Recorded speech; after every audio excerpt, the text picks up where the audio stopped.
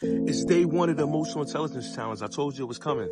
I created this challenge because for me, I didn't have emotional intelligence. I didn't know how to deal with things, and I would get angry, and I didn't even know what emotional intelligence was. But I used to get angry, get frustrated, lose self-control, did not know how to communicate, and then be frustrated. I didn't know how to communicate. And there's nobody that I could blame but myself. But at the same time, I had to realize there were certain things I wasn't taught.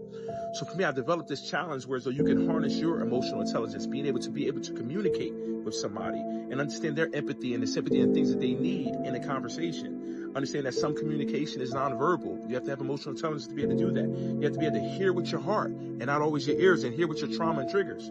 All the time, that's what we do. We respond based upon that. So the emotions come up. Think about it, emotional intelligence. Your emotions come up, but your emotions are temporary. And then you make a permanent decision off a temporary emotion. And then you can't come back from it. So if you've been that person to be angry, if you've been that person to be frustrated, if you've been that person to be defensive, if you've been that person to be disruptive, these are all things that are going to be able to help you. If they tell you you're a narcissist, think about it. You've been labeled so many times. I was labeled. I'll be honest with you. I was labeled. You're this, you're that, you're that, you're this, you're that.